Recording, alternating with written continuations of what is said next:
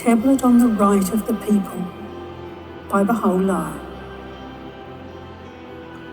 In the name of God, the merciful, the compassionate. Praise be to God, who has fulfilled what he revealed to all of his prophets and his messengers, and announced to all people the glad tidings of his days.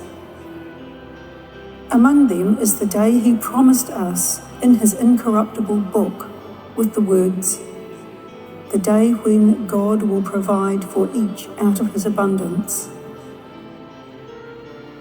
That day, in truth, is this day. For he has provided for all who have entered beneath his shelter in this day, from the wealth of his knowledge and his wisdom, in such wise that he has entrusted the reins of knowledge into the hands of his most insignificant servant, and the care of his humblest subject, who holds fast to the cord of his love during the days of his revelation. Praise be to God, who inspires whom he desires with the hosts of his revelation, and casts the light of his knowledge into the hearts of whom he pleases. No God is there but him, who is so manifest through the manifestation of himself that he has no veil except the light of his beauty, and no cover besides the profusion of his manifestation. Blessings and peace be on his most honoured friend and the prince of his creation, and on his family and supporters who have arisen at his bidding and remained steadfast in his love. Your letter was read, and it is the source of gladness and joy. God willing, this blessing may always be our companion, and this confirmation continue, if, from time to time, you would inquire about and have compassion for the state of those who wander in the wilderness of disappointment and humiliation.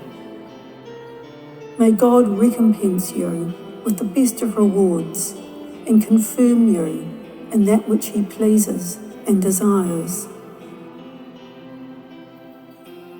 You have asked how the administration of justice in the world after death and the requital of the rights of the people during the great resurrection, which is known as the Day of Judgment, should be understood and conceived. Given that these worldly adornments, possessions, and legal rights, sought after in this vain life, do not exist in the worlds after death.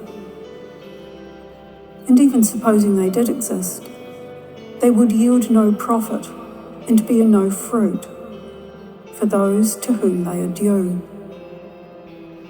Therefore, how can justice be said to be administered in those worlds? For instance, it is said that God is merciful and may sometimes waive what is due to him and grant his pardon. But he does not waive the rights of the people, so they may receive what is justly theirs. O beloved of my heart, you have asked about a matter that is very abstruse and difficult to explain. For understanding this question depends on understanding and comprehending the days after death, and on true knowledge of the day of resurrection. Comprehending these two mysteries requires a pure heart and a sanctified ear, and not every ear is worthy of hearing this divine glad tiding. How can the ear that does not hear the blast of the trumpet and the sound of the horn coming from the heaven of this revelation still hear the singing of the birds? But, since I am compelled to answer your request, I will respond with brevity and limit myself to setting forth certain comparisons and likenesses. There is no power or strength except in God, the incomparable, the all-compelling. I submit, therefore, that whatever is seen and heard in this temporal world, this world of limitations, of every name and description, of every form and attribute, also has a presence and manifestation in every world of the worlds of God, suitable to and befitting that world, where it appears and is revealed by another name and description, and in another form with other attributes. The death of things witnessed in this world applies to the form and the body only, not to the reality and the essence. Without a doubt, the realities of things appear in different guises and have diverse manifestations in every world, and countless realities are revealed in every world. Those mature philosophers who have drunk the choice wine of true understanding have acknowledged the embodiment of deeds. The all-glorious states, He will requite them for their acquired attributes. The dayspring of the revelation of the All-Merciful has declared, the people will be requited for their deeds, with reward being the consequence of good deeds and punishment the consequence of wrongdoing. It is evident then that deeds will be preserved and every acquired attribute will continue to exist, so that through the attribute or deed itself, requital can be given. Every acquired attribute a person possesses, and every deed he commits, therefore, will reveal itself and take on a particular form in each world, so that he may requite each soul for what it has done. He indeed is swift in calling to account. Whenever we desire to make statements and give analogies that are easy to understand and comprehend, in order to explain this theme and expound on the nature of the manifestations of things in the innumerable worlds, I consider no analogy more befitting than that of the dream world. It is said that sleep is the brother of death. So may you recognize the brother by the likeness of the brother. Consider how, in the world of vision, you see certain things, and later, while awake in this world, you interpret and explain them by referring to other names, forms, and representations. Then, after a lapse of time, something very similar to what you interpreted and explained is witnessed. Therefore, O my brother, when you dream and see such a thing in the world of vision, it will have another name and attribute there, different from that which it has here. Recognize then that this same difference in forms applies to the world after death. And know of a certainty that while the reality and the essence are one, the form and the representation will vary. If you are unable to grasp this theme through your own experience, then refer to the interpretations of the wise among those who interpret dreams. For for they have an interpretation for every statement and every action. And for each thing they have an explanation.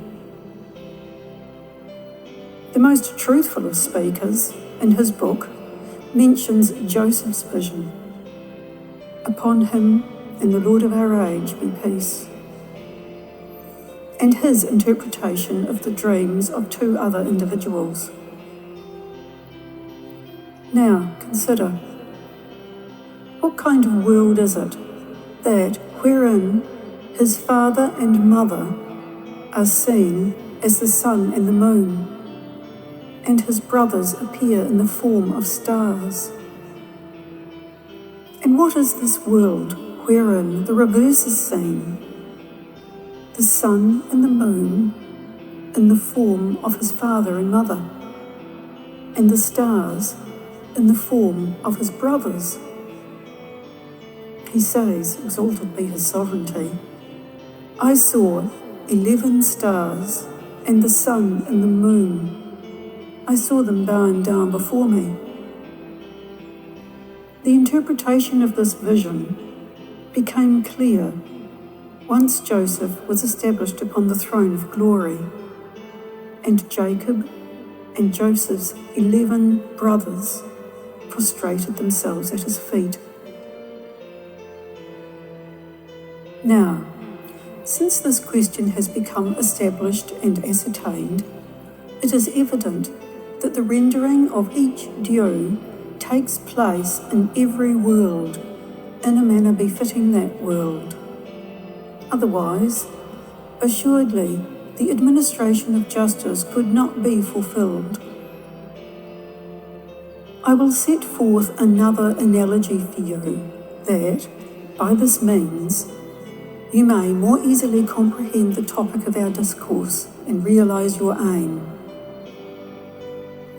Suppose that during the season of spring, someone should steal the seeds and grains of another individual, and then plant those seeds in his own garden, so that after a time they grow into tender young bushes, and, finally, during the summer season, they are ready for harvest. Then it happens that a just king, during the same summer season, desires to redress the injustice done to the wronged one. What will his course of action be? Will he take steps to replace the lost seeds or grains? Or will he return the shrubs themselves, with their fruit on them? Certainly, you would say the bushes, even though this form is not the same as that form, and this name and this attribute are unlike the name and the attribute the seeds had in the spring. Perhaps you would assert that those same seeds and grains no longer exist in the summer season. And assuming they did exist, and the very same seeds could be returned, this would provide no benefit or gain to their owner. For the season of spring, which is the time of planting, has already passed, and the seeds and grains would be of no use. However, it is clearly incorrect to say that the seeds no longer exist and provide no benefit. For in truth and fact, those seeds and grains do exist and have appeared in the form of the bushes and their fruit, which are superior and more valuable.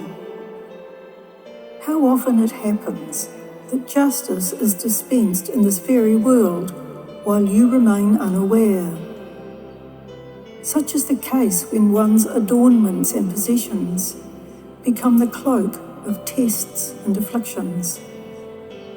And tests and afflictions appear in the form of possessions. Often it happens that the loss of these possessions is the reason and cause for dispelling one's afflictions.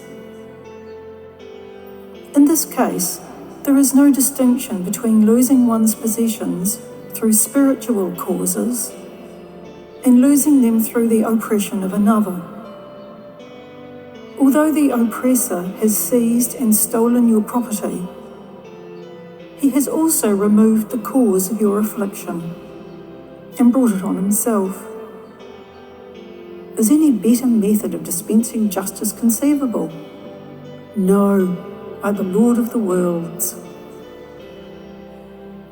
Were I to explain and remove the veil from the manifestations of the deeds, acts, and words that appear in limitless and manifold forms in the worlds of God, it is feared, on the one hand, that sanctified souls would forsake their bodies and ascend to the seats of the glory of the All-Merciful, and on the other, that the wicked and perverse would perish out of fear for what they have committed during their futile lives. How I long for spiritual attributes, goodly deeds, and truthful and beneficial words. For the outcome of these is an upraised heaven, an outspread earth, rising suns, gleaming moons, scintillating stars, crystal fountains, flowing rivers, gentle breezes, sublime palaces, lofty trees, heavenly fruits, rich harvests, warbling birds, crimson leaves, and perfumed blossoms. Thus I say, protect me, O my Lord, the All-Merciful, from blameworthy attributes, wicked deeds, unseemly acts, and deceitful and injurious words. For the outcome of these is realized in the contingent realm as hell and hellfire, and the infernal and fetid trees as utter malevolence, loathsome things, sicknesses, misery, pollution, and war and destruction. Great God, to disclose more than this is not permissible. I declare that all majesty and greatness belong to God, the incomparable, the all-compelling. I will present another example from the realm of divine legislation, which corresponds to the world of creation, by referring to the application of religious law. God willing, to the extent that you are informed of the divine worlds, you will recognize and understand the metaphorical nature of this world, and will be able to extend it to the limitless worlds. I relate a parable from the religious law of Islam and the law preceding it, of which you are aware and which you acknowledge. Should a Christian, in accordance with religious law and ordinance, owe a jar of wine and a piece of pork to a debtor, and later on both should become Muslims, what course should the deputies of the sacred law follow in order to redress the right of the wronged and requite the overdue debt owed to him? For in Islam, wine and pork are unlawful and have no value, and will yield no benefit to the one to whom they are due. You have no recourse except to say, either they should compensate the creditor with goods that are lawful in Islam, or they should award him its monetary value in conformity with what legal experts consider equitable and fair. Similar judgments in some legal cases are mentioned and recorded in the books of the jurists. Should I desire it, I could unfold for you many more analogies, both common and abstruse. Through the power of God and His might, I am able to do this. But I refrain from this, lest our discourse become protracted and cause you to become weary and inattentive. Thus, I conclude this discourse and give praise to God, who has guided us to recognize His most great name, and has acquainted us with that whereof the peoples of the world are unaware.